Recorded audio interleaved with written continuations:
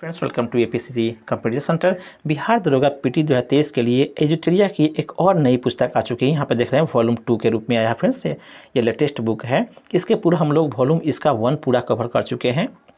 एक से करके उसमें भी 15 सेट दिए गए हैं, इसमें भी आपको 15 सेट दिए गए हैं। इसको पूरे 15 सेट को हम लोग इस चैनल के माध्यम से कंप्लीट कराएंगे। चैनल पे अगर पहली बार विजिट किए हुए हैं तो चैनल को सब्सक्राइब कर लीजिए और प्ले लिस्ट में जाकर के वॉल्यूम 1 के जितने भी सेट दिए गए उसमें 15 सेट दिए गए थे उसको आप कवर कर सकते हैं। वहाँ से उस सेट को अपने हिसाब से लगा सकते हैं। साथ ही फ्रेंड्स आपको इसका पूरे 15 सेट को हम लोग इसके माध्यम से कवर करेंगे। आइए शुरू करते हैं सेट नंबर 1 को। फ्रेंड्स ये रहा सेट नंबर 1। यहाँ पे देख पा रहे होंगे फर्स्ट क्वेश्चन क्या कहता है, आइए देखते हैं। थोड़ा सा जूम कर लेते हैं ताकि आपको स्पष्ट रूप से दिखाई दे क्वेश्चन। फर्स्ट क्वेश्चन कह रहा है फ्रेंड्स आपको, निम्नलिखित में से किस शासक ने महामल की उपाधि धारण की थी? किस शासक ने महामल की उपाधि धारण की थी? तो इसका राइट जवाब फ्रेंड्स ऑप्शन नंबर बी, अर्थात नरसिंह वर्मन प्रथम ने महामल की उपाधि धारण की थी। यह नरसिंह वर्मन जो है किस आपको वंश से थे? तो यह पल्लव वंश के शासक थे, याद होगा आपको फ्रेंड्स। साथ ही फ्रेंड्स इन्होंने महामल के अलावा एक और वातापी कुंड की उपाधि धारण की थी, ये भी आपको जानने योग्य बातें हैं। साथ ही फ्रेंड्स आपको पल्लव वंश के संस्थापक की बात की जाए तो सिंह विष्णु इसके आपको संस्थापक थे। पल्लव वंश की राजधानी कांचीपुरम में थी, ये भी आपको ध्यान में रखना है। इस तरह से फ्रेंड्स आपको पल्लव वंश वैष्णव धर्म के अनुयायी थे, आपको ये भी ध्यान में रखना है। आगे बढ़ते हैं फ्रेंड्स। नेक्स्ट आपको दिया हुआ है, मंदिर बनाने की कला का विकास सर्वप्रथम किस काल में हुआ? ये पूछ रहा है फ्रेंड। तो इसका राइट होगा ऑप्शन नंबर आपको सी, गुप्त काल में मंदिर बनाने की कला का सर्वप्रथम विकास हुआ कह सकते हैं। सी यहाँ पर फ्रेंड राइट आंसर है। गुप्त वंश की अगर बात की जाए फ्रेंड्स तो गुप्त वंश के संस्थापक श्रीगुप्त थे, ये आपको याद होगा फ्रेंड्स। इसी में एक आपको चंद्रगुप्त प्रथम आते हैं जिन्होंने महाराज धीराज की उपाधि धारण की थी, ये भी काफ़ी एग्जाम में पूछे जाते हैं। साथ ही साथ फ्रेंड्स आपको समुद्रगुप्त को जो इसी गुप्त काल के शासक थे इन्हें भारत का नेपोलियन कहा जाता है, ये आपको ध्यान में रखेंगे। इसके अलावा हरिसेन समुद्रगुप्त के दरबारी कवि थे। गुप्त वंश का जो अंतिम शासक था विष्णुगुप्त था। ये सभी बातें आपको याद रखना है ताकि एग्जाम में कोई भी क्वेश्चन आपसे पूछा जा सकता है। एक क्वेश्चन के अलावा कई क्वेश्चन इससे रिलेटेड जो भी होते हैं उसे हम बताते चलेंगे ताकि आपकी तैयारी अच्छा से हो सके। आगे बढ़ते हैं। नेक्स्ट आपको दिया हुआ है, यूनानी शासक मिनांडर को पराजित किया था, किसने पराजित किया था? ये पूछ रहा है फ्रेंड।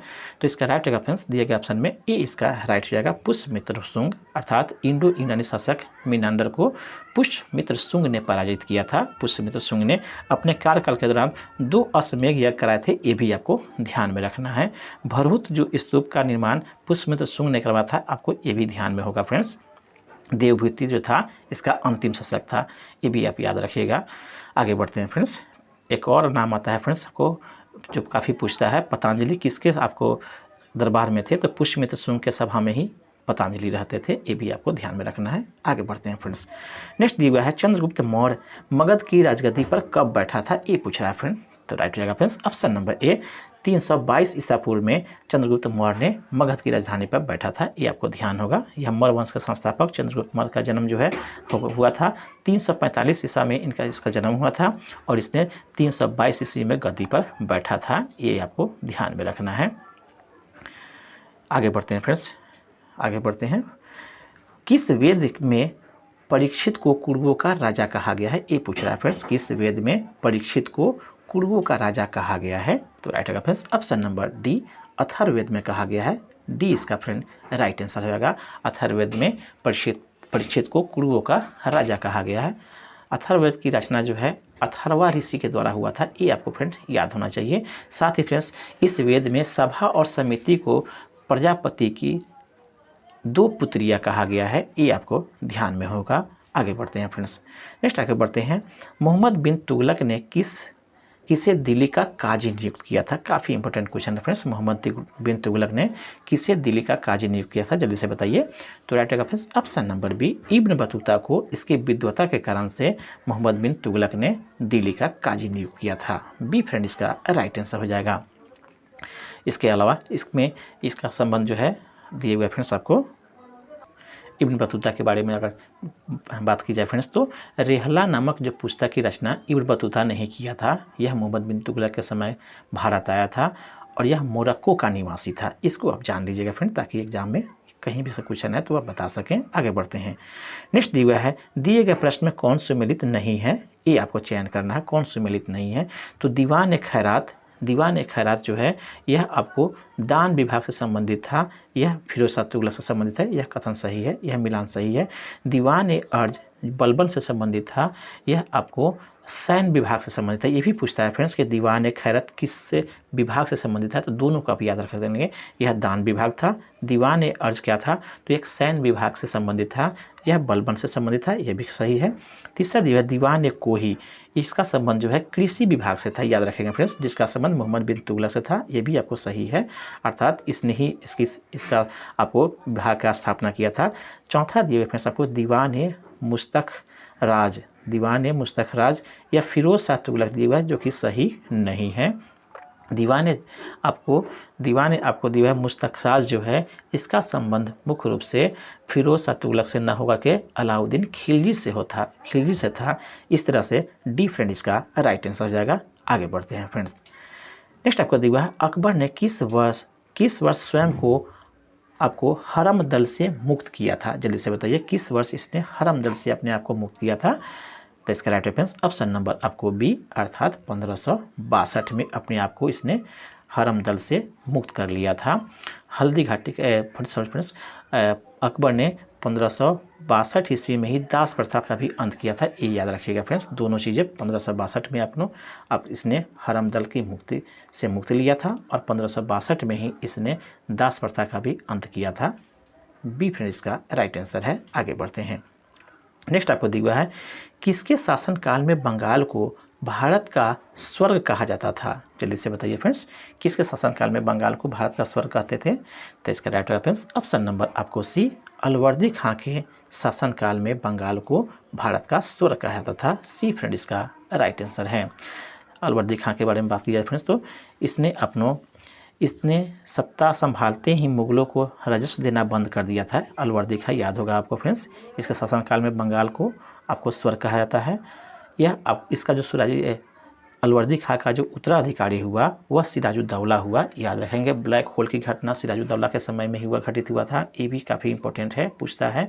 साथ ही आपको बक्सर का जो युद्ध हुआ था 1764 में हुआ था, ये भी आपको ध्यान में रखेंगे। बंगाल में ही बक्सर के युद्ध के समय में मुगल शासक शाह आलम द्वितीय था उस शासनकाल में। नेक्स्ट आपको दिया हुआ है, आगे बढ़ते हैं। नेक्स्ट यहाँ से फ्रेंड्स, किस गवर्नर जनरल के शासनकाल में राजकीय कोषागार को आपको मुर्शिदाबाद से कलकत्ता स्थानांतरित किया गया था, ये पूछ रहा है फ्रेंड्स, किस गवर्नर जनरल के काल में। तो इसका राइट रेफरेंस ऑप्शन नंबर ए, अर्थात वारेन हेस्टिंग्स के काल में आपको कलकत्ता से मुर्शिदा से कलकत्ता स्थानांतरित किया गया था कोषागार को। अगर इसके बारे में बात की जाए फ्रेंड्स, वारेन हेस्टिंग्स के बारे में और अगर बात की जाए तो प्रथम अंगाल मराठा युद्ध जो 1775 से 82 तक हुआ था, यह वारेन हेस्टिंग्स के समय में ही हुआ था, ये भी ध्यान में रखिएगा। इसी समय 1784 ईस्वी में the Asiatic Society of Bengal की स्थापना भी हुआ था। ये दोनों चीज़ें ईस्ट इंडिया एक्ट्स भी वारेन हेस्टिंग्स के समय में ही पारित हुआ था। ये काफ़ी आपको इंपॉर्टेंट क्वेश्चन है, वारेन हेस्टिंग्स के समय के घटनाओं के बारे में बता दिए हैं। आगे बढ़ते हैं। बंगाल विभाजन प्रभावी या लागू हुआ था, कब प्रभावी या लागू हुआ था, जल्दी से बताइए फ्रेंड्स। तो इसका राइट होगा ऑप्शन नंबर आपको सी, 16 अक्टूबर 1905 को यह लागू हुआ था। लॉर्ड कर्जन के समय में बंगाल विभाजन की घोषणा आपको 19 जुलाई को ही हो गया था, 19 जुलाई आपको 5 को ही घोषणा हो गया था, लेकिन 16 अक्टूबर 1905 को ये इसका लागू हुआ था। लॉर्ड कर्जन के बारे में और जानकारी ली जाए तो फ्रेंड्स, तो लॉर्ड कर्जन के समय में 1901 में, याद होगा फ्रेंड्स आपको, 1901 में आपको सिंचाई आयोग का स्थापना हुआ था, ये याद रखेंगे। साथ ही फ्रेंड्स 1902 में इसने पुलिस आयोग की भी स्थापना किया था, जबकि 4 में अर्थात 1904 में इसने भारतीय विश्वविद्यालय अधिनियम को भी पारित किया था। इसी के समय 1905 में पूसा जो कृषि अनुसंधान संस्थान खोला गया है वह बिहार में, वह इसी के शासनकाल में हुआ था, ये भी आपको ध्यान में रखिएगा, काफ़ी इंपॉर्टेंट क्वेश्चन सब है। नेक्स्ट दिया हुआ है भूमिज विद्रोह का संबंध किस राज्य से है, भूमिज विद्रोह किस राज्य में हुआ था, ये बताना है फ्रेंड्स। दिए गए ऑप्शन में से किस राज्य से संबंधित था, तो राइट रहेगा friends option number D, Jharkhand से यह संबंधित था भूमिज विद्रोह। झारखंड की बात की जाए फ्रेंड्स तो इसके अलावा भूमिज विद्रोह के अलावा अन्य भी वहाँ पे विद्रोह हुए हैं जो काफ़ी इंपॉर्टेंट है, जैसे कि चोरो विद्रोह है। इसका 2 चरण हुआ था, प्रथम चरण 1770 से लेकर के 71 तक, जबकि द्वितीय चरण जो चोरो विद्रोह का था वह 1800 से लेकर के 1819 ईस्वी तक था, ये ध्यान में रखिएगा।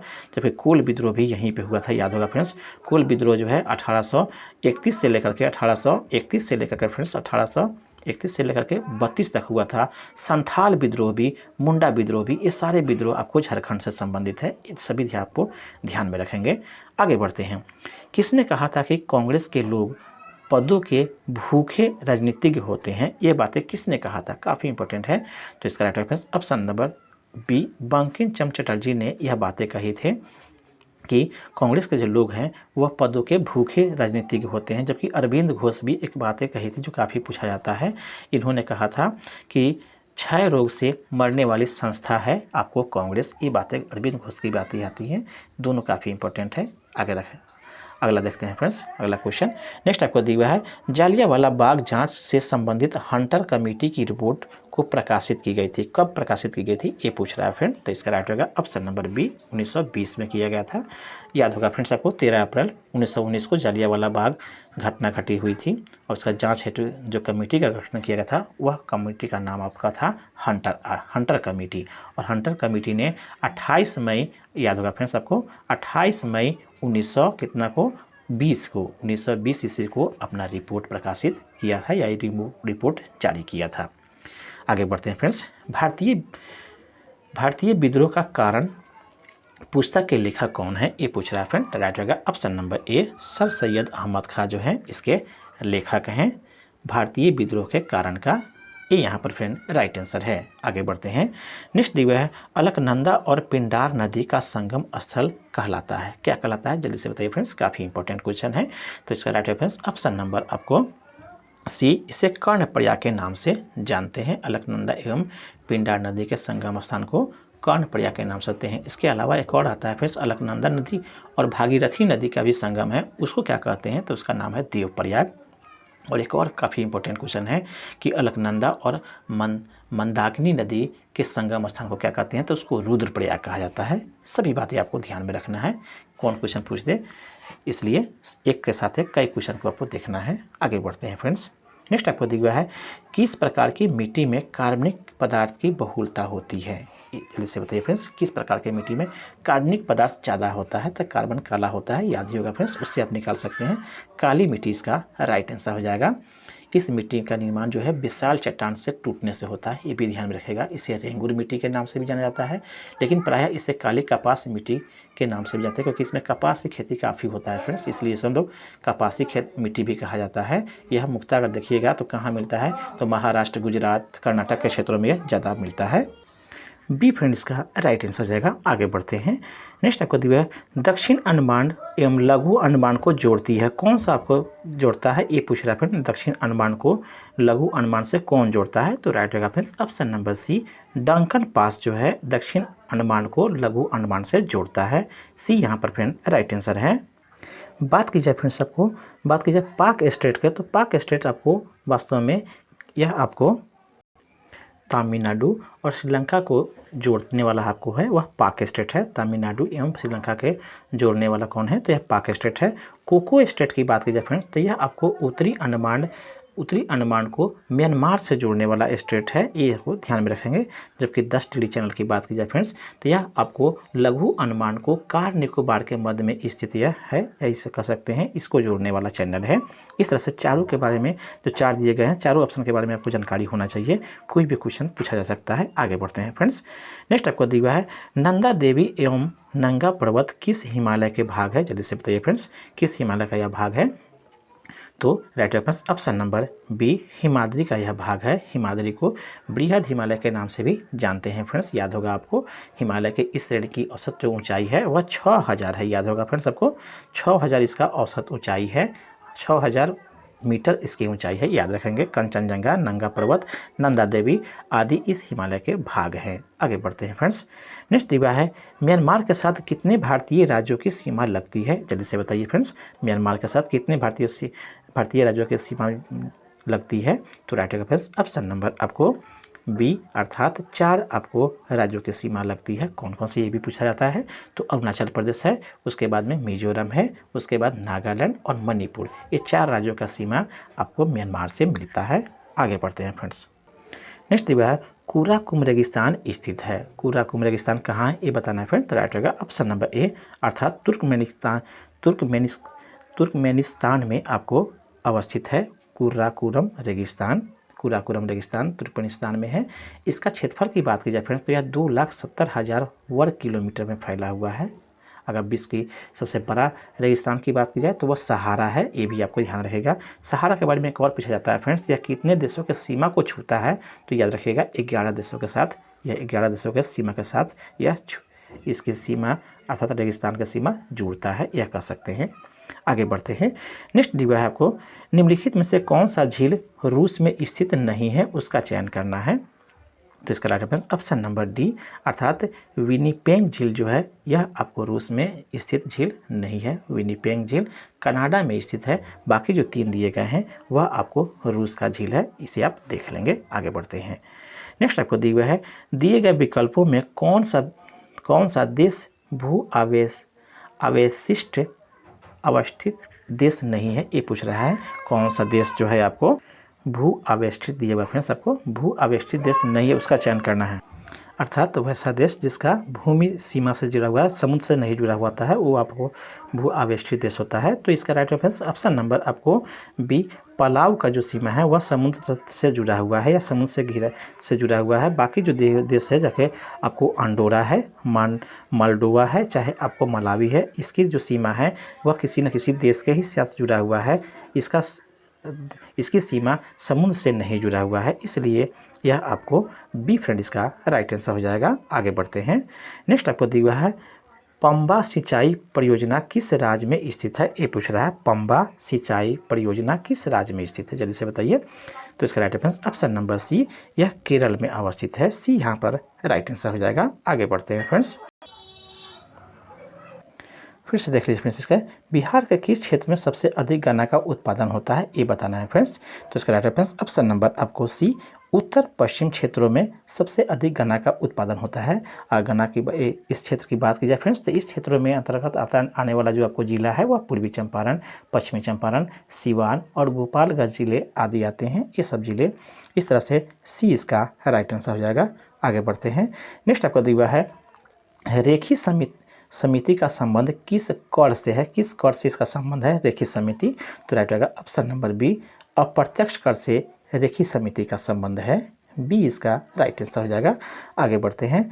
भारत सरकार की कौन सी योजना या परियोजना वर्ष 2015 में शुरू नहीं किया गया था, नहीं का चयन करना है। तो प्रधानमंत्री कौशल विकास योजना यह शुरू हुआ था 15 में, जबकि सागर माला परियोजना ये भी शुरू हुआ था। सुकन्या योजना भी 15 में शुरू हुआ था। डी इसका राइट हो जाएगा। भारत माला परियोजना आपको अक्टूबर 2017 में शुरू हुआ था। इस तरह से आपको डी इसका राइट आंसर हो जाएगा। आगे बढ़ते हैं। नेक्स्ट आपको दिया है किस पंचवर्षीय योजना के अंतर्गत राउरकेला इस्पात संयंत्र की स्थापित किया गया है, ये पूछ रहा है फ्रेंड। तो राइट होगा ऑप्शन नंबर ए अर्थात दूसरी पंचवर्षीय योजना के तहत राउरकेला इस्पात संयंत्र, उसके साथ में आपको दुर्गापुर, भिलाई, इस सभी का आपको स्थापना किया गया था। ये यहाँ पर राइट आंसर हो जाएगा। आगे बढ़ते हैं। नेक्स्ट दिया है अर्थव्यवस्था के दृष्टिकोण से शिक्षा किस क्षेत्र के अंतर्गत आता है, जल्दी से बताइए। तो इसका right answer option number C अर्थात तृतीय क्षेत्र के अंतर्गत आता है। आपको अर्थव्यवस्था के अंतर्गत सी यहाँ पर फ्रेंड राइट आंसर हो जाएगा। शिक्षा का भाग तृतीय में आता है। आगे बढ़ते हैं। नेक्स्ट आपको दिया है आरबीआई द्वारा कमर्शियल बैंकों से जिस दर पर नगद राशि प्राप्त की जाती है उसे क्या कहते हैं। तो यह आपको प्राप्त करने वाली बात है। तो यहाँ पर रिवर्स रेपो दर कहलाएगा। बी फ्रेंड इसका राइट आंसर है। नेक्स्ट आपको दिया है फिर सबको संविधान के किस अनुसूची में कर एवं शुल्क लगाने का प्रावधान है। संविधान के किस अनुसूची में पूछा जा रहा है फ्रेंड। तो इसका राइट होगा ऑप्शन नंबर आपको ए अर्थात पाँचवीं अनुसूची में केंद्र सरकार को कर एवं शुल्क लगाने का प्रावधान किया गया है। ये यहाँ पर फ्रेंड राइट आंसर हो जाएगा। नेक्स्ट आपको दिया हुआ है साथ ही बात की जाए फिर अनुसूची की, तो जब संविधान लागू हुआ उस मूल संविधान में 8 अनुसूचियाँ थी, ये आपको ध्यान में याद होगा फ्रेंड्स। साथ ही साथ अभी जो है संशोधन करने के बाद में अभी कुल जो है कितने हो गए हैं, तो अब 12 अनुसूचियाँ हो गई है, ये भी आपको ध्यान में रखना है। नेक्स्ट यह है फिर सबको, भारतीय संविधान के अंतर्गत लोकतंत्र के आदर्शों को हम कहाँ देखते हैं, ये पूछ रहा है फ्रेंड। तो इसका राइट होगा फ्रेंड्स ऑप्शन नंबर ए, प्रस्तावना में हम लोग भारतीय लोकतंत्र का आदर्श को हम लोग देखते हैं, ये यहाँ पर फ्रेंड राइट आंसर है। नेक्स्ट आपको दिया है, किस मौलिक अधिकार का लक्ष्य सामाजिक भेदभाव का उन्मूलन करना है, जल्दी से बताइए किस मौलिक अधिकार का यह लक्ष्य है। तो इसका राइट आंसर हो जाएगा फिर ऑप्शन नंबर बी, समानता के अधिकार के द्वारा आपको सामाजिक भेदभाव को उन्मूलन करना इसका लक्ष्य है, बी फ्रेंड इसका राइट आंसर है। भारत के संविधान में अनुच्छेद 14 से लेकर के 18 तक आपको जितने भी उपबंध दिए गए हैं वह आपको मौलिक अधिकार के रूप में यह आपको समाहित किए गए हैं, समानता का अधिकार, बी फ्रेंड इसका राइट आंसर हो जाएगा। आगे बढ़ते हैं। नेक्स्ट दिया गया है फ्रेंड्स आपको, किस संशोधन के तहत राष्ट्रपति को कोई भी मामला मंत्रिपरिषद द्वारा पुनर्विचार किए जाने के लिए वापस भेजने का अधिकार प्रदान की गई है, किस आपको संशोधन के द्वारा। तो राइट आएगा फ्रेंड्स ऑप्शन नंबर आपको बी, अर्थात 44वें संविधान संशोधन के तहत यह प्रदान किया गया। अर्थात 44वें संविधान संशोधन अधिनियम जो 1978 में आया था, उसके तहत 74 के एक अनुच्छेद इसमें जोड़ा गया, जिसके तहत राष्ट्रपति को यह अधिकार हुआ कि मंत्रिपरिषद द्वारा पुनर्विचार किए जाने के लिए किसी भी बिल को वापस भेज सकते हैं, बी फ्रेंड इसका राइट आंसर है। आगे बढ़ते हैं। नेक्स्ट आपको दिया, प्रथम स्पीकर कौन थे जिसके विरुद्ध लोकसभा में अविश्वास प्रस्ताव लाया गया था। तो राइट आंसर ऑप्शन नंबर आपको बी, अर्थात जीबी मावलंकर जो थे, इनके खिलाफ में अविश्वास प्रस्ताव लाया गया था, बी इसका फ्रेंड राइट आंसर है। 15 दिसंबर 1954 को लाया गया था, हालांकि यह अस्वीकार हो गया, फिर भी इसके खिलाफ में प्रथम बार लाया गया था, बी यहाँ पर राइट आंसर है।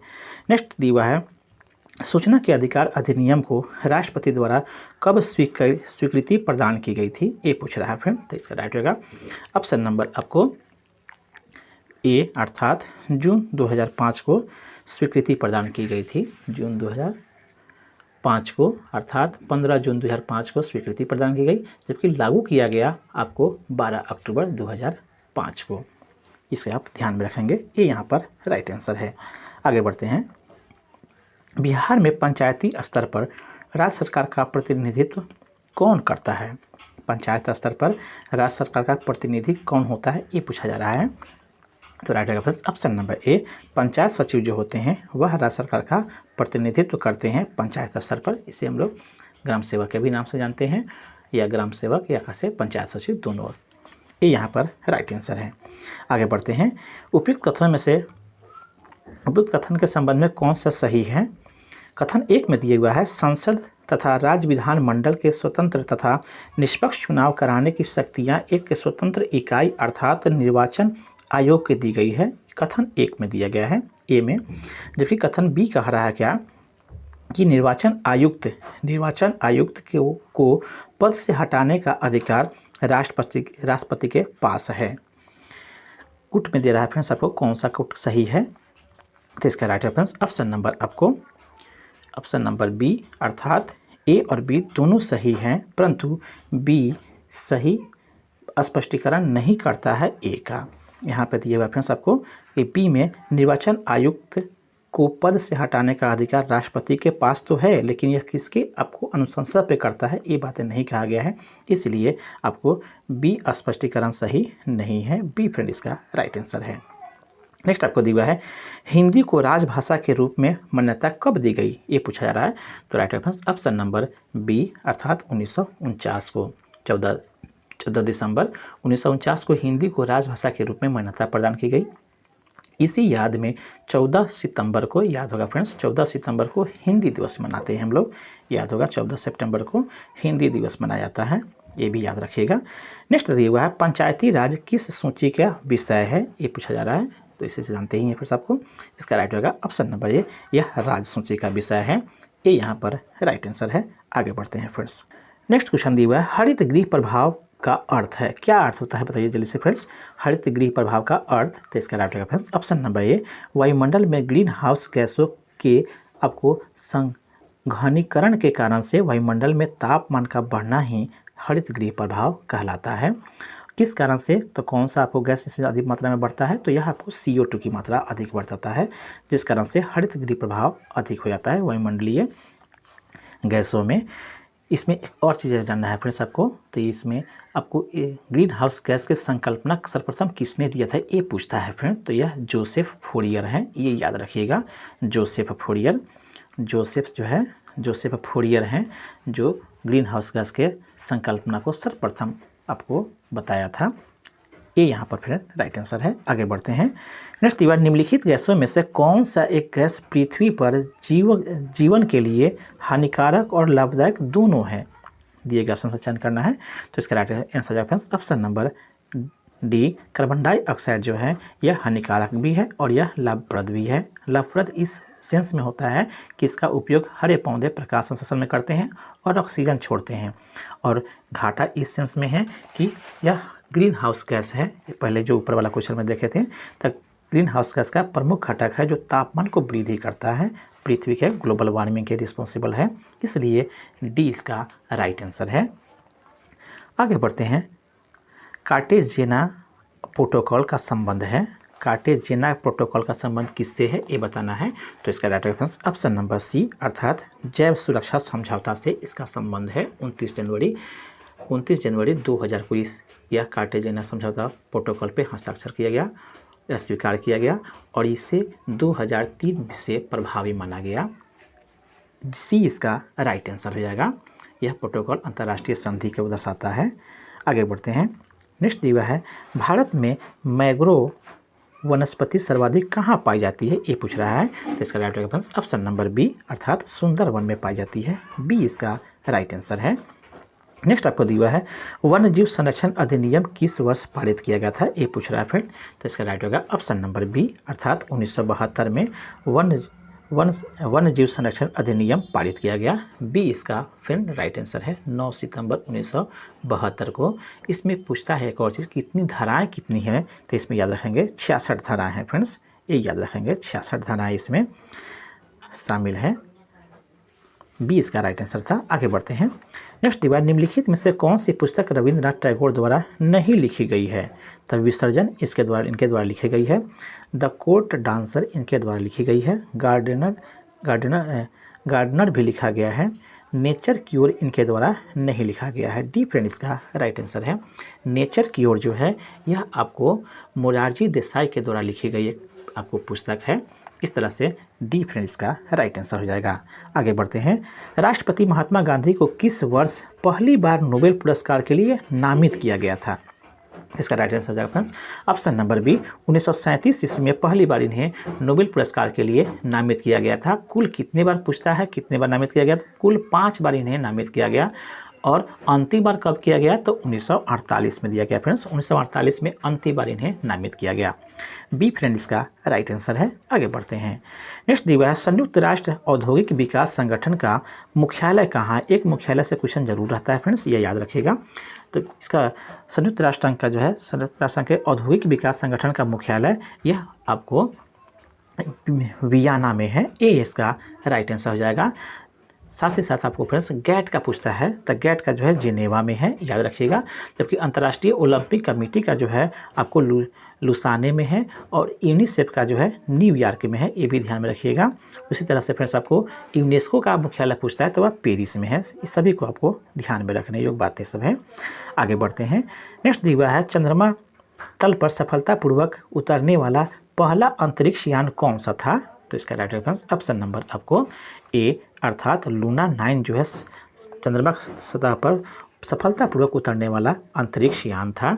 जबकि अंतरिक्ष लूना 3 जो है यह अंतरिक्ष यात्री है, यह आपको यान चंद्रमा के पृष्ठ का पहली बार चित्र भेजने वाला आपको कह सकते हैं कि अब उपग्रह था, और यह पृष्ठ आपको उस भाग से लिया गया था जिस ओर हमको दिखाई नहीं देता है, विपरीत दिशा वाला यह लिया था लूना 3। आगे बढ़ते हैं फ्रेंड्स। नेक्स्ट आपको दिया है, किस राज्य में प्रसिद्ध रत्नागिरी मठ अवस्थित है, ये पूछ रहा है फ्रेंड। तो इसका राइट होगा ऑप्शन नंबर आपको बी, उड़ीसा में यह अवस्थित है, रत्नागिरी मठ। बी इसका राइट आंसर है। प्राचीन काल में यह महावीर मठ था, ये भी आपको ध्यान में रखिएगा। महाविहार मठ के रूप में या बौद्ध मठ के रूप में जाना जाता था। बी फ्रेंड इसका राइट आंसर है। आगे बढ़ते हैं। एक संतुलित रासायनिक समीकरण किस सिद्धांत पर आधारित होता है, ये पूछ रहा है फ्रेंड। तो राइट होगा ऑप्शन नंबर बी, द्रव्यमान संरचना के सिद्धांत पर यह आधारित होता है। बी इसका राइट आंसर है। आगे बढ़ते हैं फ्रेंड्स।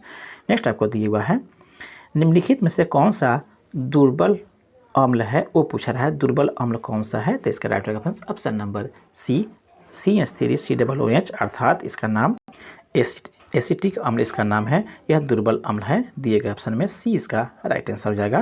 नेक्स्ट आपको दिया हुआ है, निम्नलिखित में से कौन सा क्लोरोफिल का घटक नहीं है, ये पूछा जा रहा है। इसका राइट आंसर ऑप्शन नंबर ए, कैल्शियम जो है आपको क्लोरोफिल का घटक नहीं है, ये यहाँ पर राइट आंसर हो जाएगा। नेक्स्ट दिया हुआ है, कार्नेटाइट निम्न में से किस धातु का अयस्क है, तो right answer option number C, uranium का अयस्क है। सी यहाँ पर राइट आंसर है। नेक्स्ट आपको दिया है, निम्नलिखित वाक्यों पर विचार कीजिए। फर्स्ट में दिया हुआ क्लोरीन एवं ब्रोमीन हैलोजन वर्ग के तत्व है, यह कथन सत्य है, अर्थात फर्स्ट आपको सही है।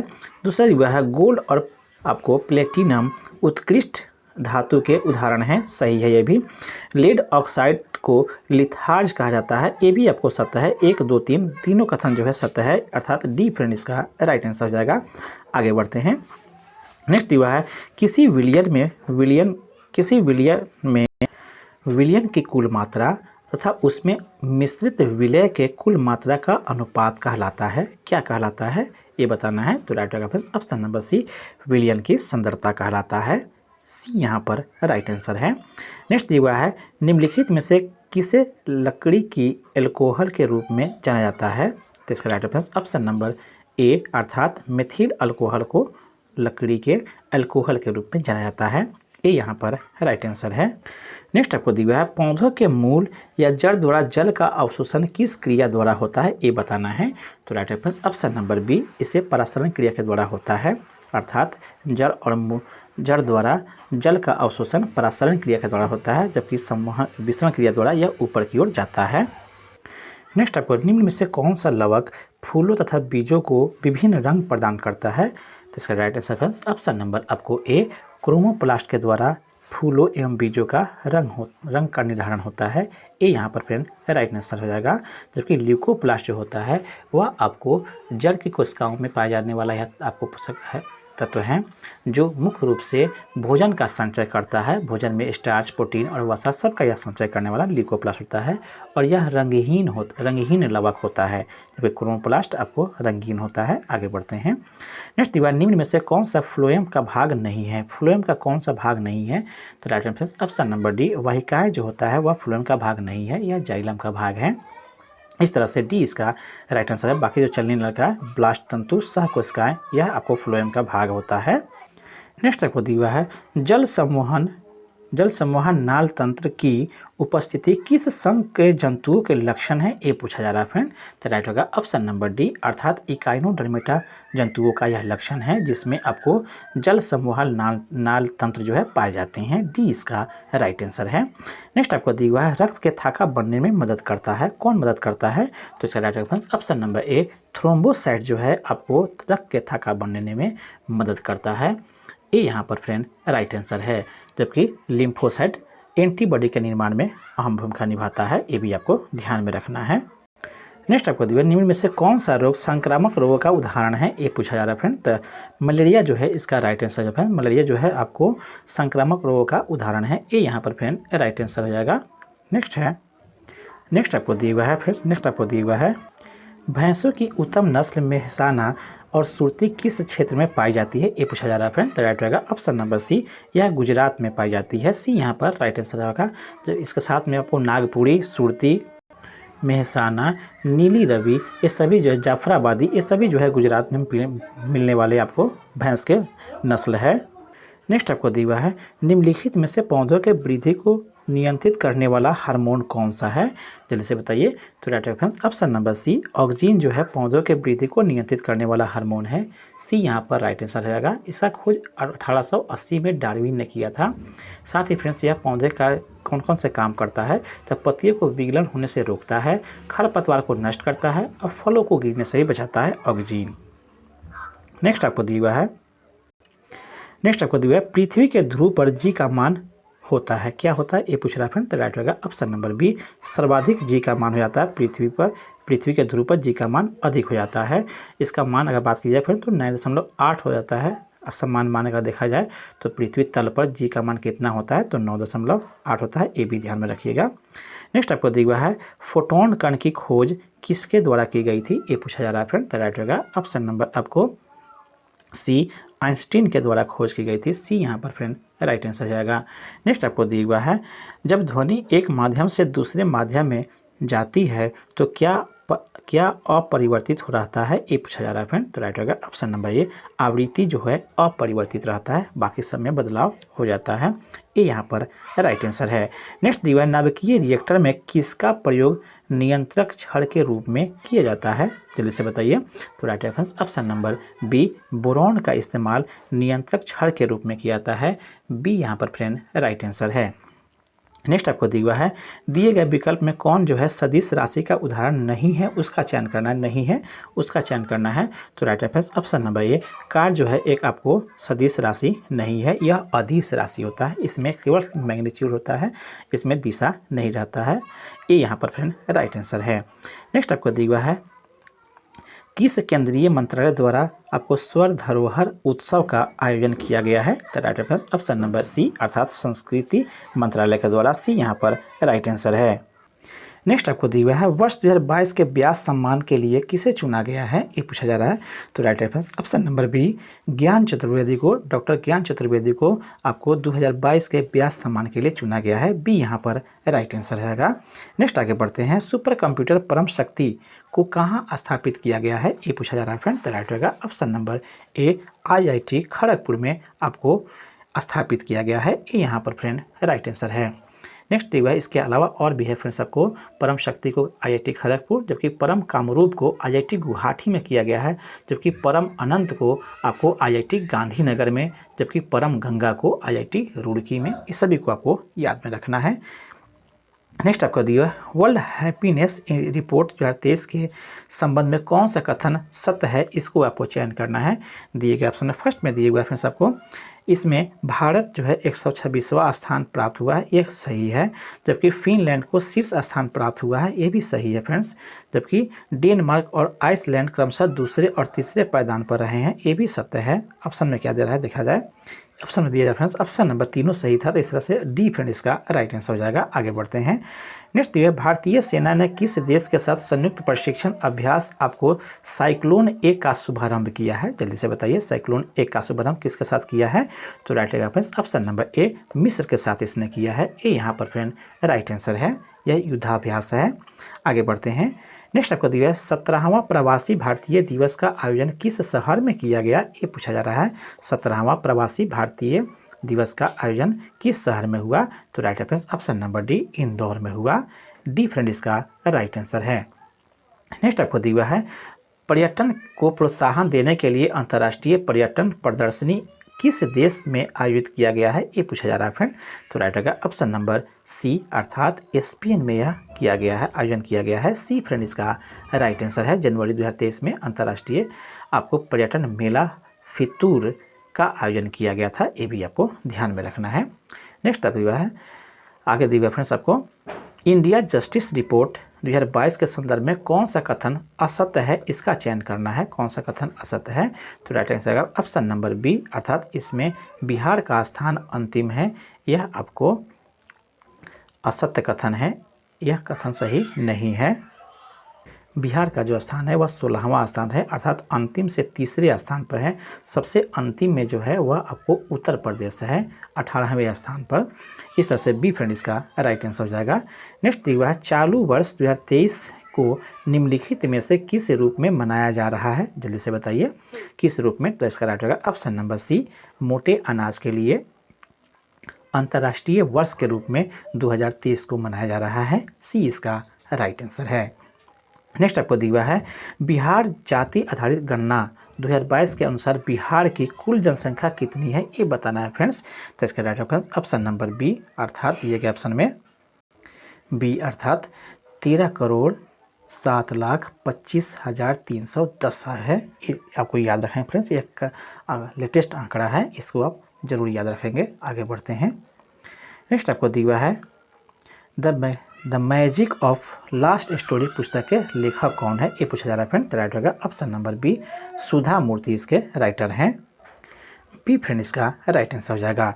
नेक्स्ट दिया फीफा विश्व कप 2022 के संबंध में कौन सा कथन असत्य है उसका चयन करना है असत्य कथन को। तो इसका right answer option number C Argentina ने यह दूसरी बार खिताब जीता है, यह कथन आपको असत्य है। अर्जेंटीना ने दूसरी बार नहीं बल्कि तीसरी बार इसने इस कप को जीता है, इस तरह से यह कथन असत्य है। सी इसका राइट आंसर हो जाएगा। नेक्स्ट आपको दिया हुआ है नेक्स्ट दिया हाल ही में उच्च न्यायालय के 5 सदस्यीय संवैधानिक पीठ ने एक ऐतिहासिक निर्णय के अनुसार मुख्य चुनाव आयुक्त और चुनाव आयुक्तों की नियुक्ति एवं समिति की सिफारिश राष्ट्रपति द्वारा किया जाएगा। इस संवैधानिक पीठ के अध्यक्षता किस न्यायमूर्ति के द्वारा किया गया ये पूछा जा रहा है फ्रेंड। ऑप्शन दिया गया है, ऑप्शन फ्रेंड्स इस प्रकार से दिया गया है, जल्दी से बताइए किसके द्वारा किया गया। तो इसका राइट रहेगा फ्रेंड्स ऑप्शन नंबर ए न्यायमूर्ति के.एम. जोसेफ के द्वारा किया गया अध्यक्षता, ये यहाँ पर राइट आंसर हो जाएगा। नेक्स्ट आपको दिया है निम्न में से कौन सा राज्य स्वयं का जलवायु परिवर्तन मिशन शुरू करने वाला देश का पहला राज्य बन गया है। तो right answer option number B Tamil Nadu जो है पहला आपको राज्य बन गया है जो स्वयं का जलवायु परिवर्तन मिशन शुरू करने वाला देश का पहला राज्य है बन गया। बी फ्रेंड इसका राइट आंसर है। नेक्स्ट आपको दिया हाल ही में न्यूजीलैंड के नए प्रधानमंत्री के रूप में किसे चुना गया है। तो right option number C Chris जो है हिपकिंस को चुना गया है। सी इसका राइट आंसर है। क्रिस हिपकिंस दिया हुआ है, सी यहाँ पर राइट आंसर हो जाएगा। आगे बढ़ते हैं। नेक्स्ट आपको दिया हुआ है नेक्स्ट आपको प्रित्जकर पुरस्कार 2023 किसने जीता है ये पूछ रहा है फ्रेंड। तो राइट होगा ऑप्शन नंबर बी अर्थात डेविड एलन चिपरफील्ड को दिया गया है, यह इसने जीता है कह सकते हैं फ्रेंड्स। यह किस क्षेत्र में दिया था ये पूछ रहा है फ्रेंड। तो यह आपको अंतर्राष्ट्रीय स्तर पर वास्तुकला के सर्वोच्च सम्मान के रूप में दिया था, ये भी आपको ध्यान में रखना है। आगे बढ़ते हैं। भारतीय सेना के किस कैंट में पहला 3D प्रिंटर घर का उद्घाटन किया गया है। तो इसका राइट आंसर ऑप्शन नंबर ए अहमदाबाद में किया गया है, ये यहाँ पर फ्रेंड राइट आंसर होगा। अहमदाबाद कैंट में किया गया है। आगे बढ़ते हैं। नेक्स्ट दिया है निम्न में से कौन सा सही सुमेल है उसको चयन करना है। तो इसका right answer option number C अर्थात तुरग्य उत्सव जो है यह अरुणाचल प्रदेश में मनाया जाता है। सी यहाँ पर फ्रेंड राइट आंसर जाएगा तुरग्या उत्सव। नेक्स्ट आपको दिया है भारत सरकार ने कालाजार को पूरी तरह से समाप्त करने का लक्ष्य कब तक रखा है ये पूछा जा रहा है फ्रेंड। तो राइट रहेगा ऑप्शन नंबर आपको ए 2023 तक रखा गया है, ये यहाँ पर राइट आंसर है। नेक्स्ट दिया वर्तमान में भारतीय बीमा नियामक और विकास प्राधिकरण के अध्यक्ष कौन हैं ये पूछा जा रहा है फ्रेंड। तो राइट रहेगा ऑप्शन नंबर बी देबाशीष पांडा जो है इसके अध्यक्ष बनाए गए हैं। बी फ्रेंड इसका राइट आंसर है। नेक्स्ट आपको दिया हुआ है विश्व कैंसर दिवस 2023 का थीम या विषय क्या है ये पूछ रहा है फ्रेंड। तो राइट होगा option number A close the care gap इसका थीम था, ये इसका राइट आंसर है। नेक्स्ट आपको दिया है अर्जुन पुरस्कार 2022 के विजेता आपको सृजा अकुला का संबंध किस खेल से है ये पूछ रहा है फ्रेंड। तो राइट होगा ऑप्शन नंबर डी अर्थात टेबल टेनिस से संबंध है, डी इसका राइट आंसर है। नेक्स्ट आपको 49वां G7 शिखर सम्मेलन 2023 का आयोजन किस देश में किया जाएगा ये पूछ रहा है फ्रेंड। तो राइट होगा ऑप्शन नंबर बी जापान में, बी इसका राइट आंसर है।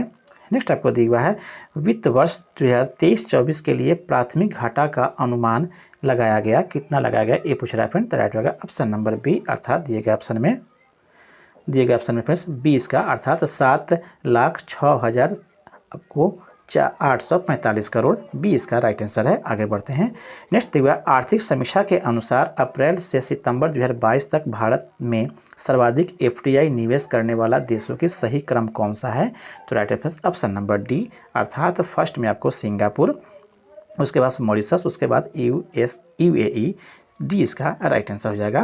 नेक्स्ट तो क्वेश्चन दिए गए हैं फ्रेंड्स, यहाँ पे मैथ का क्वेश्चन दिए गए हैं, इसका सोल्यूशन हम टेलीग्राम चैनल पर दे देंगे, साथ ही इसको पूरी तरह से पीडीएफ का इसका आपको इसका हल सहित सोल्यूशन सहित हम पीडीएफ पर दे देंगे। इस तरह से मेरा प्रयास अगर अच्छा लगा हो तो कृपया चैनल को सब्सक्राइब कर लीजिए और किसी एक ग्रुप में आपसे निवेदन है कि इसको आप शेयर कर दें। आपका दिन शुभ हो। धन्यवाद फ्रेंड्स।